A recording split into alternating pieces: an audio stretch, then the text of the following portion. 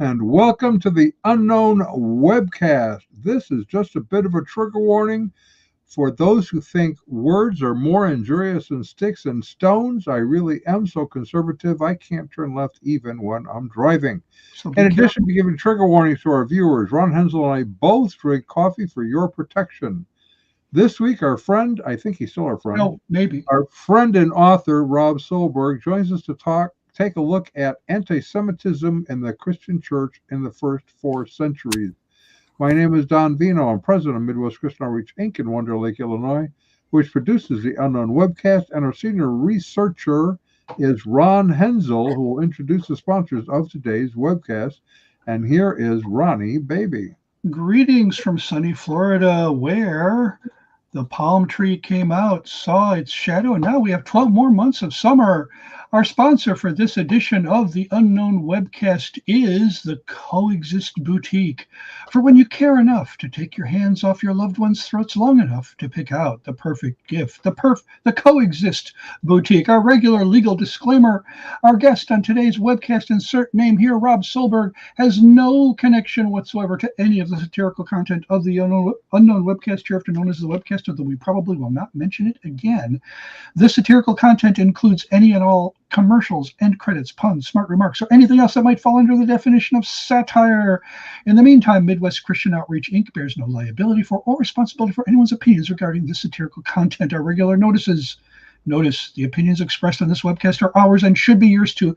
If this webcast is enjoyable to you, or if it really annoys you and you just want to inflict it on someone else to ensure your continued access, please go to midwestoutreach.org, click the yellow donate button, and contribute as you feel led. And as you do, never fear, this webcast is Y2K compliant. And don't forget to subscribe to us on your favorite video channels. And now we present our special guest, Rob Solberg. I'm sorry, I think you have a different last name. Solberg. Yes, and that was a fake last name for the fake applause. We used to have fake applause. Were you here for the fake applause when we just held our fingers up and clapped like that? I think that might have been the last time I was on the show. Yeah, well, we've upgraded. Yeah, we updated it. Yeah, we've upgraded. Rob Solberg.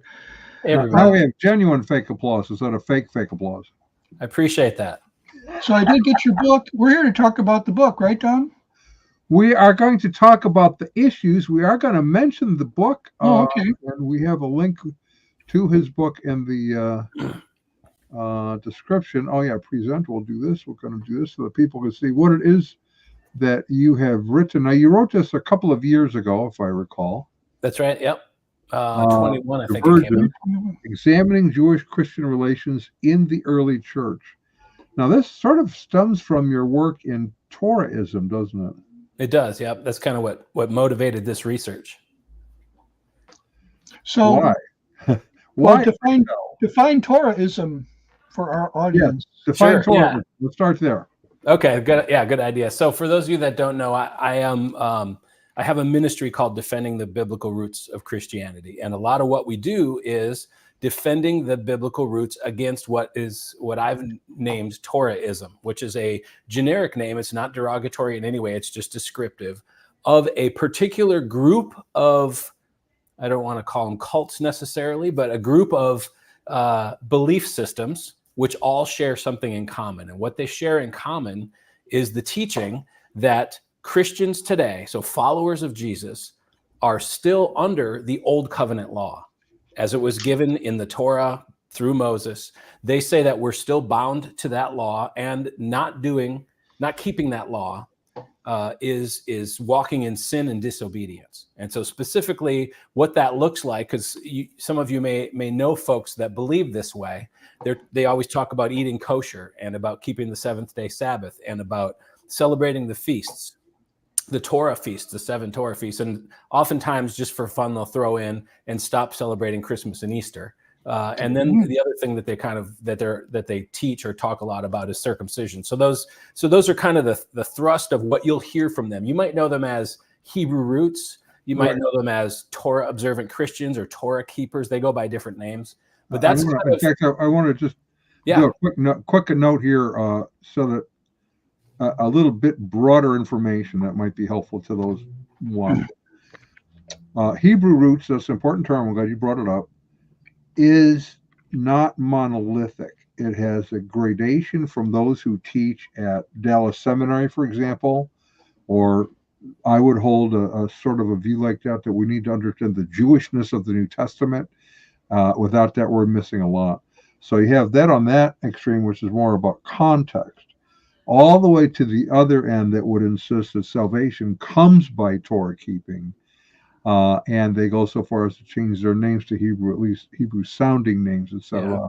And then all sorts of things in between that.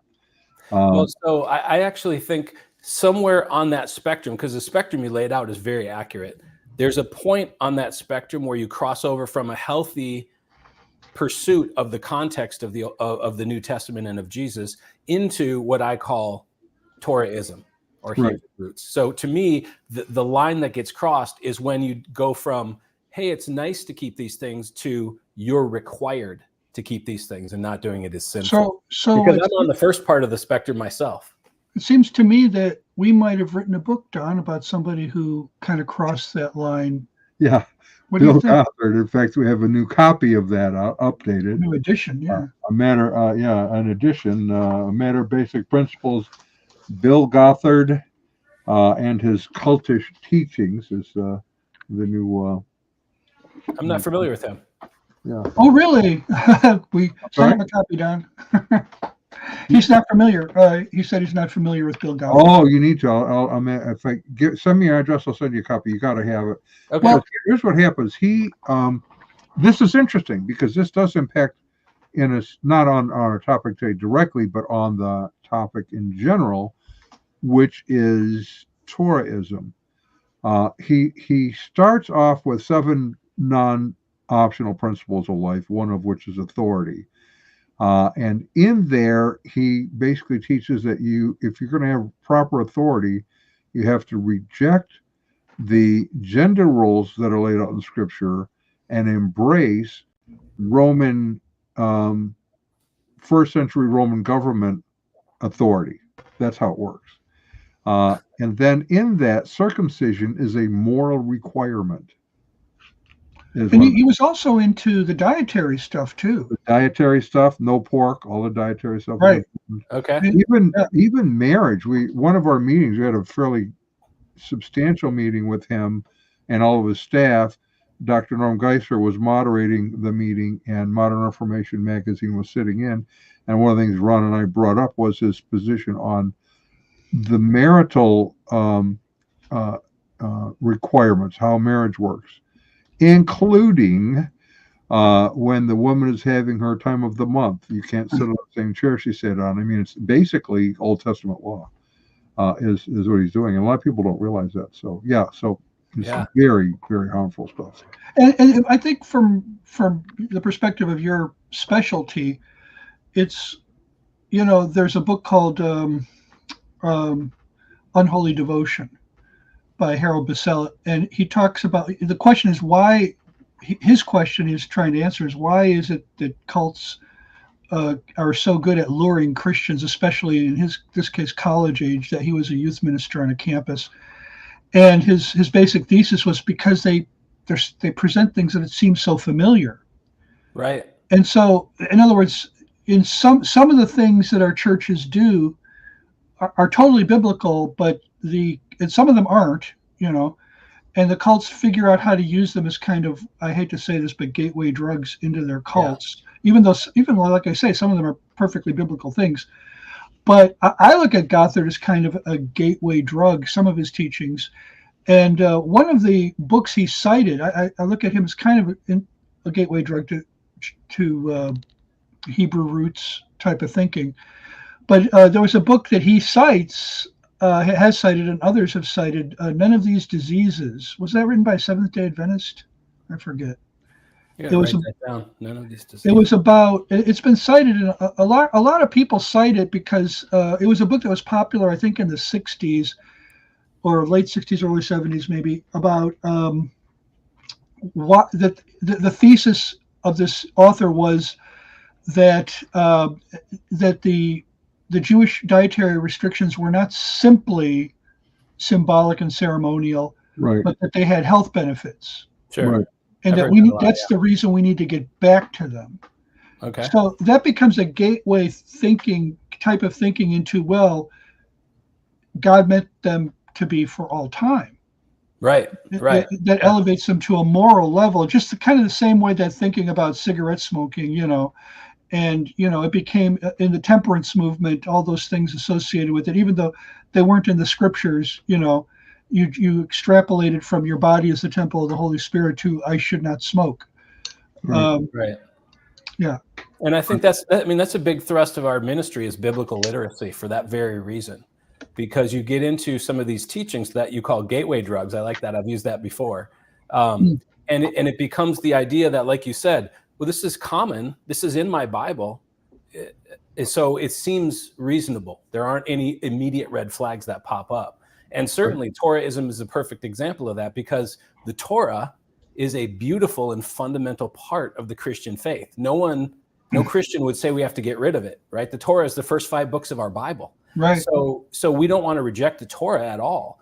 But what happens in Torah-ism is they take the commands of God given through Moses and they misappropriate them. They incorrectly interpret them as applying under the new covenant as well. And so that's where you get into the trouble. And a lot of times folks are pretty far into it before they realize that they've even crossed through a gateway, because it all feels good. And I think there's a little bit of, so just my personal speculation here, I have no data, but I believe part of the problem, or part of the appeal, let me put it that way, is that oftentimes today we see this sort of fuzzy, feel-good church happening that seems devoid of its ancient roots, and it feels a little bit light and it feels sometimes, not everybody. There are many, many great churches, but some pastors give basically TED Talk self-help sermons. Right? Yeah, they're not exegeting scripture. And so you start to feel a little bit like, wait, there's got to be more to this. And as you lean in, who's waiting for you but some of these Hebrew roots folks? And they're saying, well, look, I'll tell you, let me take you back to Leviticus. Let me take you back to Deuteronomy and show you. Unfortunately, that's what Krista was saying in her 2 comments here. On the flip side of the Cults and Hebrew roots, folks trying to escape from false teaching and looking for a genuine Bible-believing church get frustrated with the current state of the church and get sucked into, guess what? Yep. Hebrew roots, looking for the pure way to be a Christian. I just spent I agree, Krista. 20 minutes on a phone with a tech person where we have our website hosted, talking about this very thing today. So pretty interesting. And so, go ahead. Sorry. Your tech person's into Hebrew roots? What? Well, he's trying to figure out what denomination to become part of. We've talked about the faith, and he's trying to figure out, okay, well, where does the Old Testament fit into all this? How do I know that I'm going to a good Bible teaching church? And so he is a prime candidate to get sucked into something like this, because it gives you what sounds like, as you pointed out, Rob, what sounds like a credible understanding of Scripture, but it is distorted because it's missing a lot of really important material. And you know what else has impacted this was COVID. So you ended up having almost every church shut down and started doing online services. And so I've heard from many people who said, I started looking for another church online or just searching around, and I started watching what I didn't realize at the time were Hebrew roots services. And so there was a lot of shift, and when COVID, blew away, or however you want to put it, and churches started opening back up again, they started noticing changes in attendance. Many churches have, it's kind of like the office thing. Like, most people can work remotely, so why would I go in? So some people have adopted that for church, and they're in a small town, they're in an area without a lot of options. They fall into a Hebrew roots teaching online, and they can attend that regularly. And that's another thing that's really contributed to the growth of this movement over the last probably 2 years. Yeah. Okay. So that's the part. So we've done programs on this with you. We'll do more in the future. Get his book on Torah-ism. It's really, really, and it's been updated, if I recall, about a year ago. Yeah. And so that's a really important resource. Here's our question for today. And we're not talking about anti-Semitism we have seen resurge recently. We've written on that pretty recently, but we're talking about kind of the early church, because there are claims by some that the early, in fact, Ron has a little section he can read here from a Roman Catholic Bible of no less, that the New Testament, particularly the Gospel of John, is anti-Semitic. And so there are a number of those who are Jewish, they're not believers, or Jewish, who do contend the New Testament is anti-Semitic. So it's always been anti-Jewish. Rod, Well, you may talk about that? read that little quote there. Well, first, before I do that, I want to just query Rob on something which I think I already know the answer he's going to give. Did anti-Semitism exist at all in the first century as we know it today? Did it exist at all before, I don't know, the 18th century, the 19th century? No, it didn't. Why would you say that? Quote, in my book, Divergence, I quote a Jewish scholar, two Jewish scholars that talk about that very thing. Modern racial theory, right? Okay, there you go. In that anachronistically applied to the New Testament and the early church and the early Christian writers, where it had no place. There was no such thing as anti-Semitism. There wasn't even, they had no equivalent of modern day racial theory back then. Anti-Semitism as a sort of classification was actually invented by a German guy who was trying to create a scientific basis on which they could say that the Jews were from a different race or a different group. Yeah. So in other words, very evil roots to that, but very new.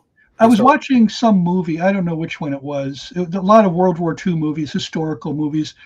And one of Hitler's right-hand men, which one was the guy who committed suicide at Nuremberg? Might have been him.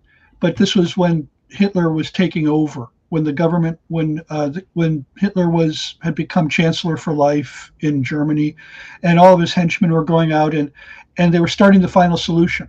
And I think the final solution, the Holocaust, was the main topic of this movie. In any case, one of Hitler's right-hand men says, "Now we're going to go for everybody who is, what was it, 1/32 part Jew."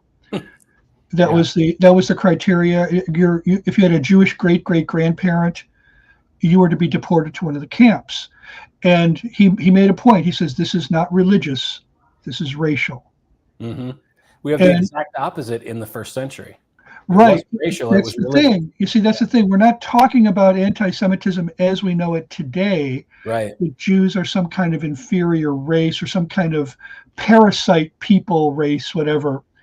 But that there was a problem with the religion, okay?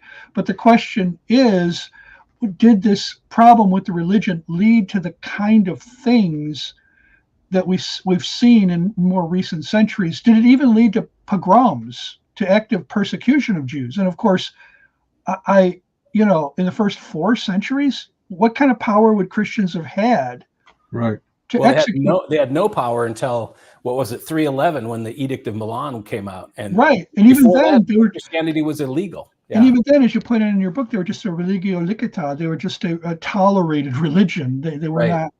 But so, anyways, I became a Catholic. I was born Catholic, and I became an evangelical in 1975, the end of 75. And I really got into the Bible. And I didn't know that I would eventually leave the Catholic Church, which I did at the time. So I wanted to just understand the Bible as well as I could. This was one of the Bibles I purchased. It's the New American Bible. It's a good translation, It's from the Greek and Hebrew. It's the earlier Roman Catholic translations were not, but this one is. Pretty good. I'm not against it as a translation, but it's a study Bible. And so it has a lot of notes. And of course, all those support Catholic theology, but this is the introduction to the Gospel of John. Okay. And what I found here was a very liberal approach to the dating of the Gospel. I was starting to kind of get my feet wet in this stuff. I think I also had a New Schofield Reference Bible, so this wasn't my only intake, So I was becoming aware of liberal theology. I was kind of surprised that the church I grew up in, that the theologians who were putting this kind of stuff out were liberals. Did John even write the Gospel of John? So that was a question that I think they would have answered in the negative. And this is the second to last paragraph in the introduction. It says, the polemic between the synagogue and the church influenced Johannine language toward harshness, especially by reason of the hostility toward Jesus manifested by the authorities, Pharisees and Sadducees, who are referred to frequently as, quote, the Jews, unquote. Such opponents are even described in John 8:44 as springing from their father, the devil, whose conduct they imitate in opposing God by rejecting the one whom God has sent. Okay, where are you going with this, right? They don't go really deeply, but here's what they say. Today, there's a very real effort by Christians and Jews to understand and respect one another, and thus to eliminate all embittered criticism. So what I got out of this was, John, or whoever you were, because we don't really know that the Apostle John wrote this according to them. John, you shouldn't have been so embittered toward the Jews. You should have been more respectful. And then it says the final editing of the gospel and arrangement in its present form probably dates, well, actually, John was still alive between AD 90 and 100, but they don't believe he wrote it. So in any case, this was one of my first contacts with a kind of a point of view that even the New Testament writers were planting seeds of what we now know as anti-Semitism. Right. Yeah.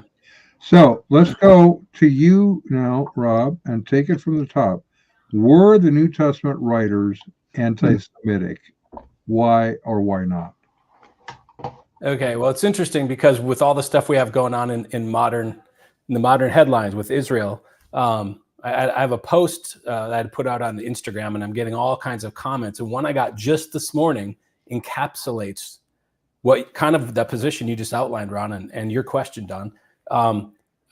She said, I'm paraphrasing, I don't remember the exact, you can go on my Instagram and look, but she said something like, I'm a Catholic and I will never support Israel because the Jews killed Jesus. And so my response was, which Jews?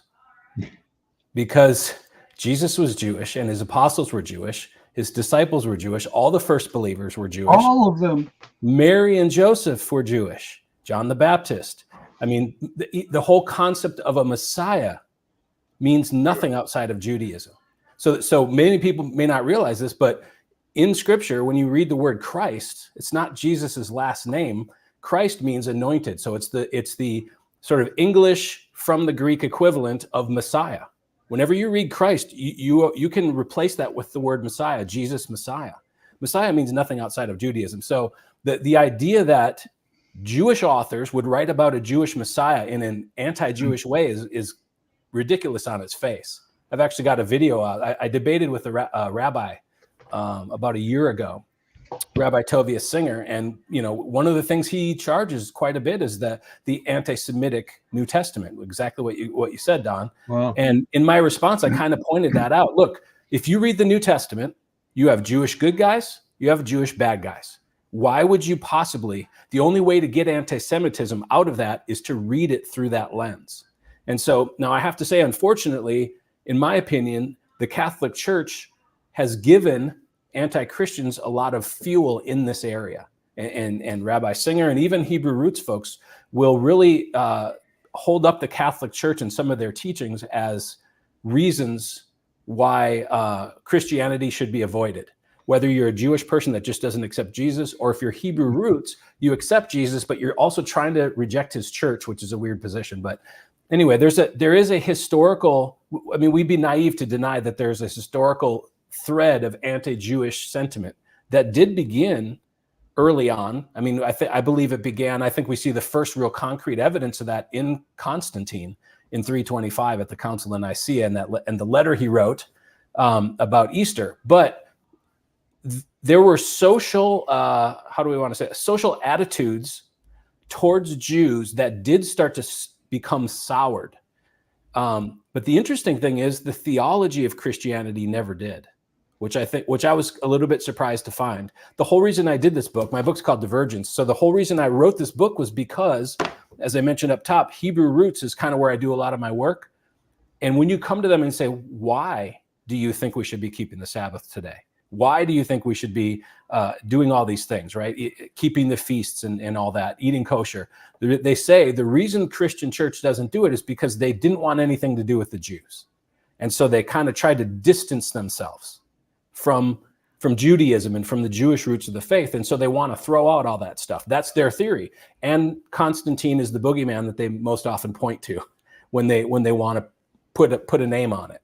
And so, I mean, there's all kinds of problems with that whole line of thinking, starting with the fact that the first 75% of every Bible is the Hebrew scriptures. Right. So every Christian Bible starts. So if they wanted to divorce themselves from the Jewish roots, we've done a horrible job. Kind of like Andy Stanley. We want to disconnect from. Yeah. Unhitch. Unhitched. That's the word he used. Yeah. And so that, I mean, we have an example of that in Marcion way back in the 2nd century. He's writing about these. He actually thinks that the God of the Old Testament is a different God than Jesus of the New Testament. And he wanted to get rid of the Old Testament and most of the New Testament and all the passages that would portray Jesus in any sort of fulfillment of Jewish prophecy. He wanted to cut all that out. And so how did the early church respond to that? They kicked him out. They labeled him a heretic and kicked him out. And he had given them a bunch of money, donating it to, they said, here, take your money and leave. We don't want you. Well, and even Polycarp, the tradition says that Polycarp, when he met Marcion on the streets in Rome, Marcion said, hey, do you know me? Hey, don't you recognize me? And he said something like, yeah, I recognize the spawn of Satan, or something like that. Very harsh words. So no, the early church did not endorse the splitting off of the Jewish roots of the faith. So I think that's an important thing. And so that was my motivation to get in and to study this for myself. And as anything else, you try to go in as a scholar, and I'm thinking, okay, I have to be prepared to change my mind on some stuff. And I actually learned a lot. And as usual, what I usually find is that there's way more nuance than anyone appreciates. And until you dig in, you don't notice it. I'd like to pick up on something, because we were talking earlier about the Jewishness of the New Testament, the importance of context. And what very few seem to even realize is, as we follow the flow of the story, the Gospel of Jesus is talking to Jews about Jewish stuff. It's all prophesied. He's fulfilling prophecies, so forth. Yep. Acts 1 through about 9 is almost exclusively Jewish. We only have Jewish believers. The first recorded Gentile conversion is Acts 10. And Acts 11, they start going to Gentiles. Acts 11:19 tells us that. Why is that important? Because that's a 10-year period of time of strictly Jewish followers of a Jewish Messiah. It isn't until after that they start going to Gentiles, and that, as you and I know, ended up having some conflict, which we deal with in Acts 15. Yep. Goodness, do Gentiles have to become Jewish? And the answer was no. Right? It's funny that they didn't have that worked out, given the early conversion of Cornelius. But obviously they hadn't had a lot of time. They hadn't had a sufficient influx of Gentiles to. Well, I mean, if you think about it, though, really, the advent of Jesus in the timeline of history, I always liken it to like a theological bomb going off. And there's all kinds of fallout. There's still dust in the air for decades after he ascended, because there was no published newsletter everyone could read to see what was going on. Right? They didn't have that kind of sophisticated. No internet. They're not turning on the 24/7 news to see what happened. So if you look at the New Testament documents, everything beyond the Gospels, most of those epistles were written to clarify what wasn't immediately obvious. And I love the fact, like in Acts 15, it's the first church council that was ever convened. And so we get a peek inside of how they're processing this, and how are they coming to the decision that no, Gentiles don't need to be circumcised or keep the law of Moses. And so I love that they did that, because, part of me thinks, thank you, Lord, for doing that 2,000 years ago, because today I need that. It helps us understand even today. You would think, back then, the Judaizers, they had no New Testament to look at. Everyone just had the Old Testament. The New Testament, they were living it out. And so they were raised Jewish under the law. They were following a Jewish Messiah. They had no New Testament, and it would make sense. It's reasonable for them to go, I think these people need to convert to Judaism, these Gentiles, in order to follow our Messiah. Right. Makes total sense. Fast forward to today, and you've got a complete canon of New Testament writings that has been studied and lived out for 20 centuries. How today do you make that mistake? I think it's way less forgivable today, or not forgivable, but way less understandable today, that someone would go, you know what, I really need to be eating kosher. I do too. And there's a lot of conflict that comes, especially over religious kinds of questions. Could be political questions, but Yeah.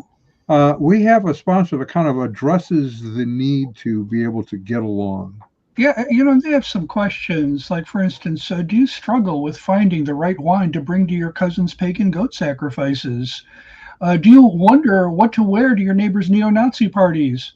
Do you get anxiety attacks when trying to find the right picket sign to share with your friends from Westboro Baptist Church? Well, now you can say you're canceled to the uncertainty of celebrating special occasions with loved ones on opposite sides of the culture wars, because you can now find the perfect gift for any ideology at the Coexist Boutique. This week's special deal in honor of the 50th anniversary of Mao Zedong's Cultural Revolution. Relive the days when university students subjected their professors to public shaming sessions in which they would break their eyeglasses and publicly rebuke them at great length for not exhibiting politically correct opinions and behaviors. Oh, wait, that's going on right now in the USA. Well, in any case, you can get, as a special deal, Cultural Revolution eyewear, genuine smashed Chinese prescription lenses and frames, formerly owned by PhDs and university administrators dating back to 1966 to 1976, the years of the Cultural Revolution, for only 99 cents a pair. Where can you get a deal like that other than at the Coexist Boutique? For when you care enough to take your hands off your loved ones' throats long enough to pick out the perfect gift. So check it out. So had I known about that, yeah, imagine all of the problems that would have solved. You wouldn't have to get soap on a rope anymore. just in time for Get something more appropriate. So one of the things that we run into, because as we're a mission into cults and non-Christian religions primarily, although we have to deal with false teaching in the church, is many of the groups, Hebrew roots, false, pray to that, some of the more extreme ones, are trying to get back to the New Testament church. Sure. And as I talk with them, there's this idea that somehow there's this pristine, unadulterated faith where everyone believed everything, was clear and understood. And my question always is, have you read the New Testament? Do you even Bible?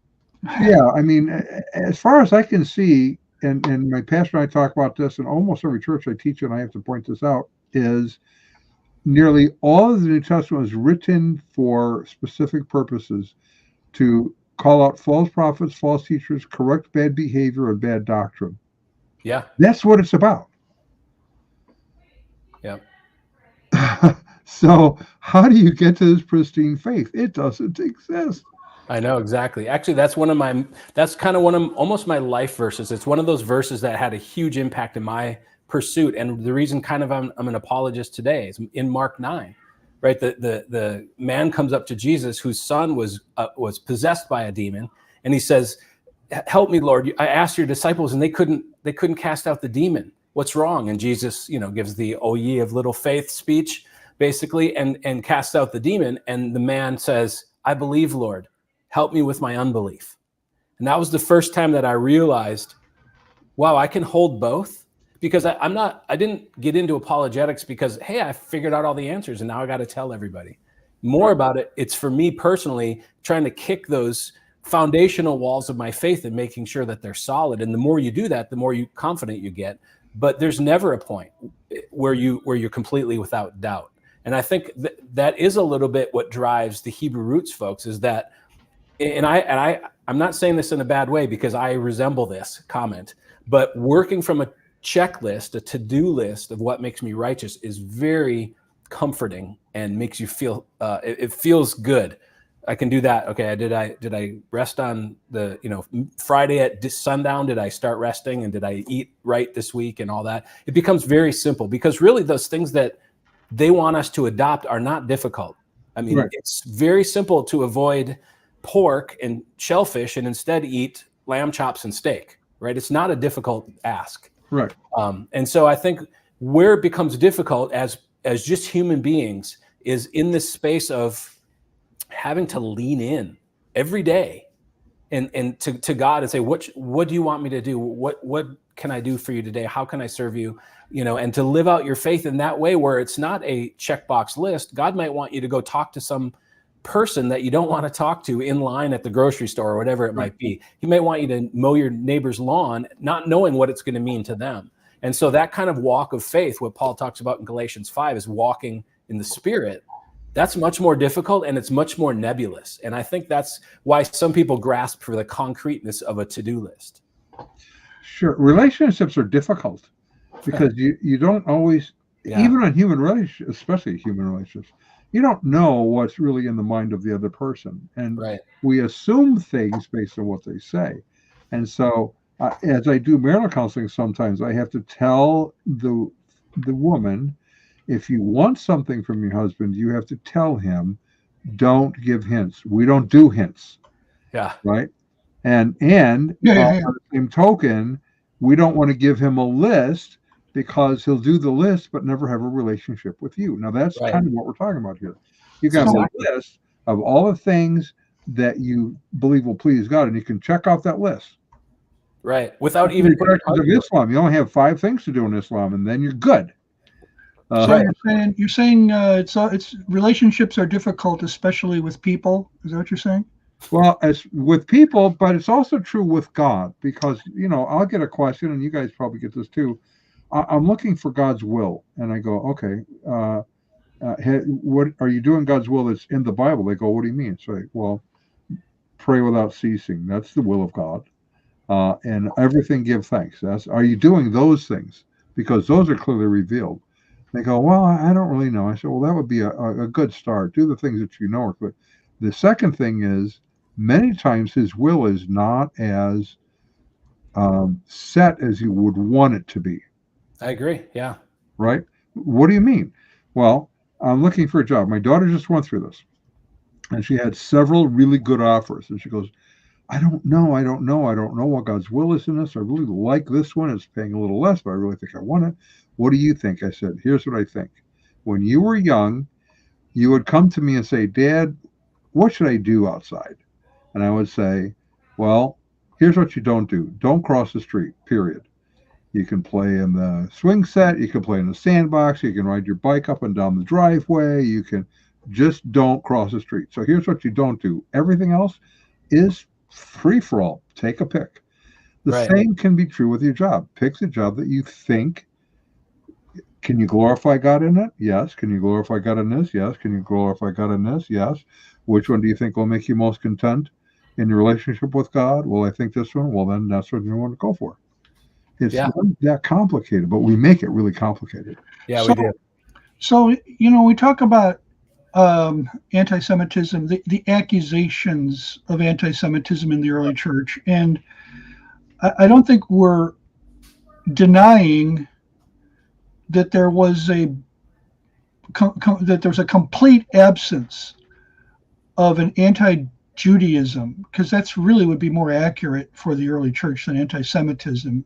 On the other hand, I don't think, because people are people in every century, they're basically, sin kind of remains the same. There probably were people who were just didn't like Jews, and we could say that, this is probably the closest you're going to get to what becomes modern anti-Semitism, and that it existed, but you cover in your book, first of all, you go into the historical context, you give an introduction to that, and then you cover 3 major areas: the New Testament writings, early Christian writings, and then the Council of Nicaea. Yep. Can you walk us through what critics of the church of church history say, or what they're accusing the early church of being in those 3 areas? Sure. Yeah, and that's a great. What I tried to do was understand what the New Testament teaches, and then look at what the New Testament, the early Christian writers, and then the Council of Nicaea. And in the book, I won't get into detail here, but I have 2 kind of theological markers. I have the Sabbath versus the Lord's Day as one issue that I trace through all those phases. And the second one is Passover versus Easter, that I trace through all those phases to see, was there a change in Christian theology? First of all, was there anti-Jewish sentiment? Yes, I think there was. Secondly, did it impact Christian theology? Did it throw us off our trajectory from the true biblical teachings? And what I found was it didn't. I found what we have today is essentially the same theology.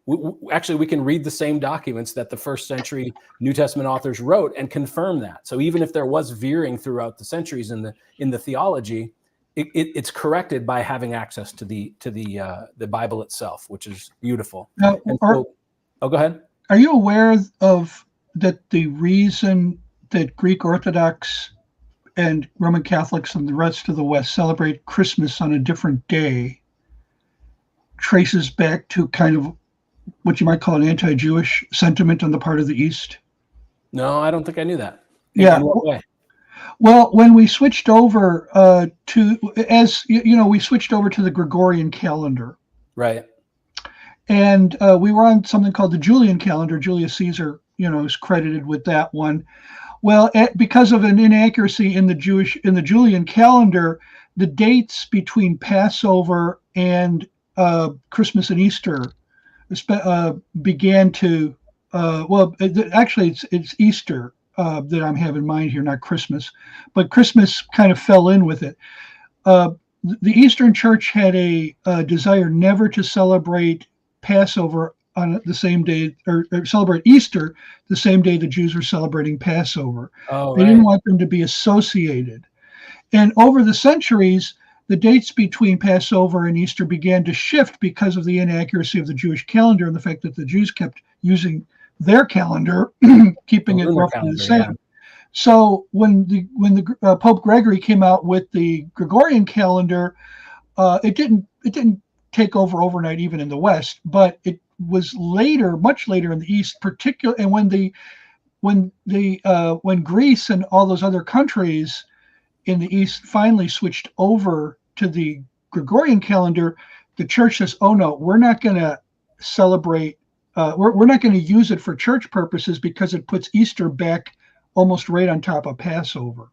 Yeah. In many years. And so they've maintained, and then because they were doing that with Easter, they did it with Christmas as well. So the church calendar stayed on the Julian calendar, and it was kind of, you could call it remaining anti-Judaism. Why would you make that the criterion? Well, it's because you don't like Jews. I think. There's definitely a pushback on the whole controversy about Easter versus Passover. When should it be celebrated? The 14th of Nisan, which would be when Passover is celebrated. And when you brought that up, I did remember, I think it might even be a footnote in the book, but there happened to have been 1 year under that new calendar, which Passover did land on Easter, which is kind of. Yeah, and it sometimes does still, Yeah, it just works out that way, yeah. It was, I can understand a desire to distinguish between what the church teaches and what Judaism teaches. I definitely understand that. Yeah, well, but the problem is, and so that there's a tie-in with Nicaea there, because, and I've got the entire letter in the back of the book here. By the way, let me say this before I forget. I don't make any money off this book. It's called Divergence. Both me and the publisher are donating 100% of the profits from this book to fighting anti-Semitism. It's a group called. That's very good. We're glad to hear that. So I just wanted to point that out because I feel like I'm hawking a product and I don't make any money. So buy lots of these and help do some good in the world. Pass them out, right? What I was going to say is at the end, I've got this letter. Eusebius, who was like a Constantine groupie, wrote this. He had a copy of this letter from the editor. I'm not going to read it, but it's called "On the Keeping of Easter" in English. And so in that document that he wrote to all the people who didn't attend the Council of Nicaea, he says, "Let us not celebrate Easter on the day that those detestable Jews did so," or something like that. So that began to introduce into Christendom this unfortunate concept that there needs to be an us or them. And that's the same thing. Constantine said this 1700 years ago. I read the same thing in my Instagram feed this morning. It's ridiculous. It's horrible to me. There were times, and the church has to be open and honest and admit that, look, Right. there was a period in our history where we wouldn't let Jewish believers in Jesus do Jewish things. So if they wanted to eat kosher, we wouldn't let them do that. If they wanted to keep Sukkot or something, we wouldn't let them do that, which is a huge problem for me for all kinds of reasons, but particularly because we have so much evidence from the Apostle Paul that he left none of his Jewishness behind when he followed Jesus. And so there's nothing in the New Testament that says you are forbidden from eating kosher, right? We have his direct statement to the Jew I became as a Jew. Yeah. I mean, we have a direct, he makes it explicit, you know? Right. Yeah. And so that we have to admit that we can't be naive about that and say that Christians have always loved and welcomed Jews. So that's not true, and it's not historical. Right. Anti-Semitism as a racism thing, we can debate that. Anti-Jewish sentiment or anti-Judaism, absolutely. Because if you think about the theological crux of what was going on there, do I accept Jesus or not? And Christians are called to reject any theology, Jewish, Muslim, atheist, whatever, that's going to reject or deny Jesus, right? Jesus is the central figure of our faith. So there's a natural theological gap that cannot be bridged. You're either on one side, denying Jesus as the Messiah and who he said he was and the Son of God incarnate and all that the New Testament says, or you're on the other side and you've accepted him. There's not a middle ground that can be found there. Now, that doesn't mean we should be cruel and mean and say the horrible things that have been said by Christians in the past about the Jewish people, or even that get said today. You know, still today in wherever there's a large Jewish and Catholic, like Brooklyn, New York or something, you've got little Catholic kids saying, you guys killed Jesus, right? And they're spewing the things that they've inherited, and it's just wrong. And we need to find a way to break that cycle, because it's just absolutely wrong.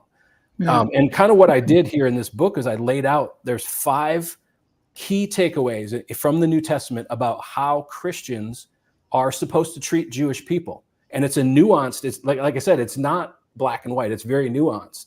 And so if we don't adopt that approach, and above all, as Jesus said, how will people know that we follow Jesus? By our love for one another, right? So let's love our Jewish friends. Let's tell them about Jesus. Let's not criticize them. And for those Jewish people who have come to faith in Jesus, and last summer, about a year ago, I met a ton of them at the Messiah conference out in Pennsylvania. Messianic Jews from all over the country were there, ethnically Jewish people who had accepted Jesus as their savior. And so this was an amazing week for me to kind of get an inside look. And I'm hearing words like Yeshua, which I'm used to hearing from Hebrew roots or sacred name folks. But here are Jewish people calling Jesus by his Jewish name. And it was so beautiful. Yeah. So I think we need to allow those Jews who have come to faith to live out the boundary markers of their identity as Jewish people, not under the law. Sorry, not under the law, but as an expression of who God made them to be, right? Yeah. Exactly. And it's actually kind of a beautiful thing, because they explain, if you go to a Messianic Passover, they explain all of the symbolism that was going on and how it's been fulfilled. One of he's passed away now, Jan Moskowitz, was one of our advisory board members early on from our Midwest Christian Outreach. And we had just a great time with him talking about these things. So cool to see that. Yeah. Yeah. And he was one of the co-founders of Jews for Jesus. Okay. So, it's a very, very important ministry. And they're not saying, look, you have to stop being Jewish. You have to somehow disconnect from your ethnicity to become a Christian. Right. That's absurd. I had a guy on from Jews for Jesus, Dan Sarad. I interviewed him on my YouTube channel. Very cool ministry. I love what they're doing. Yeah. Right. I think we also we live in such a narrow time frame with respect to our understanding of the broad swath of Jewish history and the broad swath of European, especially, interaction with Judaism. And one of the things that makes our time frame different from most of history is that we have different kinds of Judaism than existed for most of history. Reform Judaism didn't really come into existence until the late 1700s and really didn't take root. Now, what is Reform Judaism? I don't know, maybe I'm off on this, but I think of Reform Judaism as just kind of one step short of what they used to call assimilation. In the 19th century, there was a movement of many Jews decided, I'm just going to assimilate. I'm just going to take me and my family. We're going to become Episcopalians or Lutherans or Catholics, and we're just going to basically give up our Jewish identity. They just wanted to be done. Yeah. With all the issues that came up over and over, and they just embraced this country I'm in, which is why it became a racial issue under the Third Reich, because there were so many people in Germany and in Eastern Europe is really where he did most of it, but also Western Europe. So many people who had Jewish blood but were practicing Christians. Sure. But this is a very new thing in history. And it's really, in terms of percentages of Jews who became Reform, and it's properly pronounced Reform instead of Reformed to distinguish it from Reformed Christians. Going into the 20th century, when most people thought of Jews in our country, they didn't think of Reformed Jews. They thought of what we would call Orthodox Jews. Orthodox, yeah. Right. And so they were so different. They were so strange and foreign and alien in so many ways that the natural tendency, us being sinners, we think of people who are different from us as being whatever, inferior, a threat, you name it, whole list of things. Yeah. And so that kind of fed it. And now we have a whole different set of variables to deal with. This weekend, my pastor and I and maybe some others from our church are going to go to a synagogue to express our solidarity since the October 7th. I love that. Yeah, my pastor wrote a letter to all the synagogues in the area, and one of them gave us an invitation. I believe it's a Reform synagogue. So we might, I don't know if they even require a yarmulke. I don't know. I'll find out. But I would have gone to any synagogue and done whatever, put on whatever they wanted me to put on to go sit there and just be with them in this very horrible time. But we have, when we try to go back, transport ourselves back 2,000 years, or in the case of all the way up to the Council of Nicaea, we're talking about 1,700 years, things were so different. The social situation was so different. The way Judaism presented itself and the way Christianity had just come into itself was so different. Well, there's even a bigger shift in Judaism that happened post-Christianity and post-destruction of the temple. So you had there's been changes even within the biblical witness. So you've got Israel coming back from Babylon, and there was a different type of Judaism that began to be practiced that was about the book, about the law, much more so than prior. And then you've got Jesus showing up in that sort of book-focused, I'm very much simplifying this, but type of Judaism. And even within then, there's a huge range. You have the Pharisees and the Sadducees and the Essenes and the Qumran community. And then the temple gets destroyed, right? And Jerusalem is destroyed. And there were the series of revolts. And then Israel's scattered again. And now they need to figure out, how do we remain a people without a temple, without a priesthood? Right. And so this is when we see the beginning of rabbinical Judaism. So actually, the Judaism we see today isn't really the same thing as the Judaism we read about in the New Testament, where you've got Christianity emerging out of that Jewish community. It's a fairly significant shift. Yeah. Okay, so the first thing we resolved is the New Testament is not anti-Jewish per se.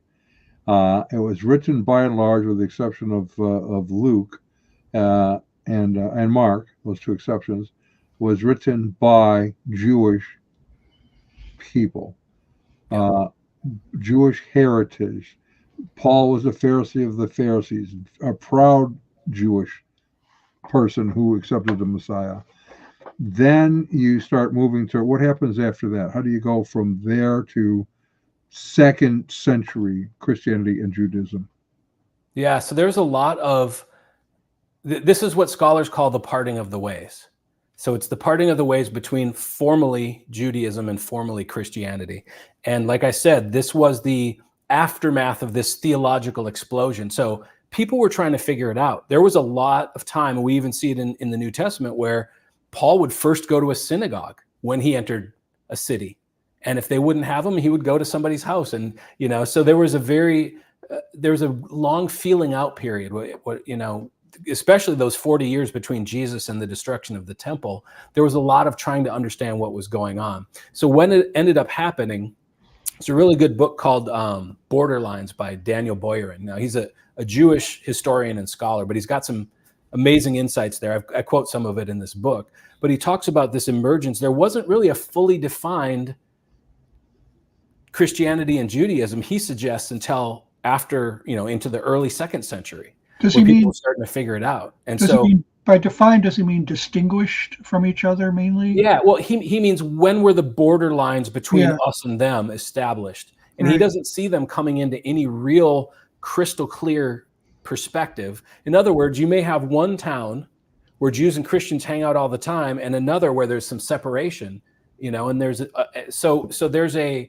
we don't want to impose this clean, beautiful picture on. Yeah. Could you remind me who wrote that, what the book was and who wrote it? Yeah, the last name of the author is Boyarin, Boyarin. I should have grabbed it so I could show That's it to you. okay. It's called Borderlines, yeah. Borderlines. There's also another really good book called From the Mishnah to the Maccabees by J.D.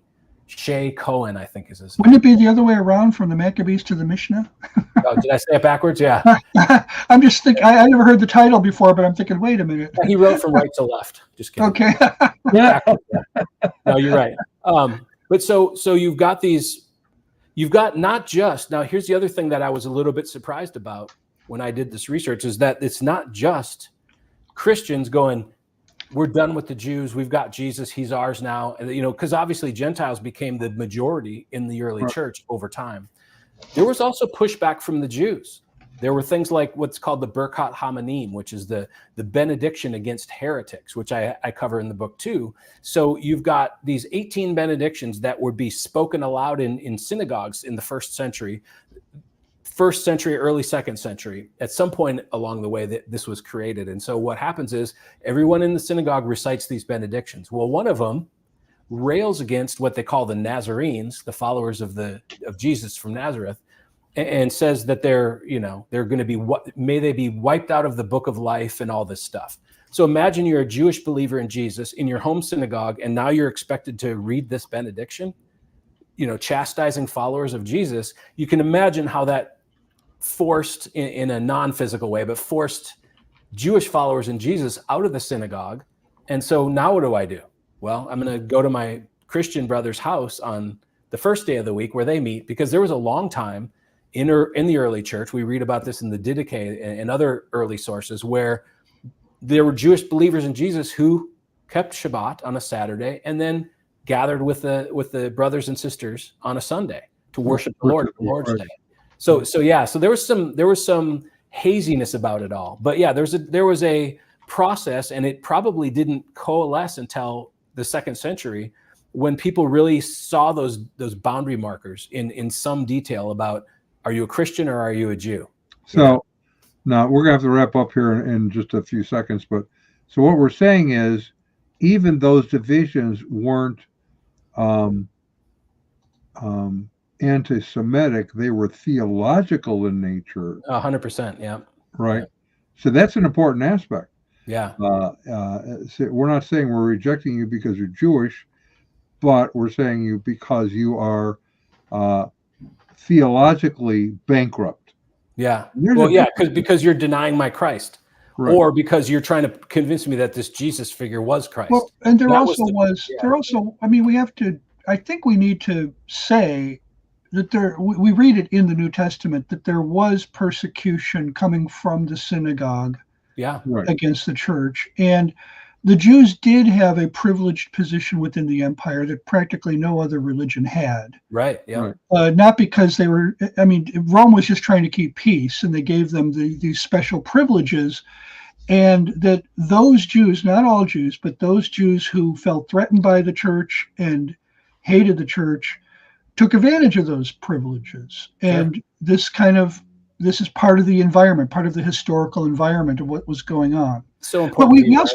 we also have, you know, Christians who were perfectly capable of having peaceful dialogues with Jews, and Jews who are willing to like dialogue with Trypho is an Right, example exactly. of that. Yeah, I could cover that in the book as well. Yeah. Justin Martyr talking with Trypho, this a Jewish guy, and you have this very robust theological disagreement, but there's no personal. Right. They seem to part friends. Right. Yeah. Yeah. Exactly. So, Yeah. Matthias says, encore, please. So much to cover here that a longer episode would be appreciated, and we will definitely consider that.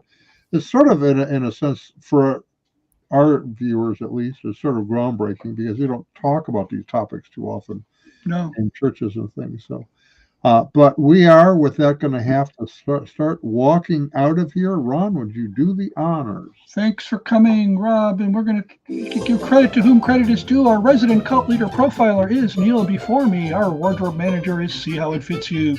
Culinary services are provided by Chef Ham and Cheese. Our tinfoil hat provisioner is Just In Case. Jehovah's Witnesses coverage comes from Armageddon and D Opposer. Our Mormon archives manager is Polly Gummas. Our liberal denominations bureau chief is Lucy Goosey. Our transgender issues coverage comes from Ben Hur. Special correspondent for cults based on the Hindenburg disaster and flying turkeys, Ode to Humanity. Our fact-checking supervisor is Oleg Pulling. Technical assistance comes through Murky Research. Our legal advisors are at the law firm of Dewey, Cheatham and Howe. Our grievance resolution director is Giovanna Pisami. Our director of privacy assurance is wiretapping, and original idea sourcing comes from Drew A. Blank. The Unknown Webcast is a production of Midwest Christian Outreach, Inc. in cooperation with Emergency Manicure Productions, both of whom are solely responsible for this content, although you will never be able to prove that in a court of law. Never happened. Never, not even once. So thank you again. We should have more fake applause at this point, but you know, I could actually add that on to the end credits if you like. Okay. Okay. See you all later.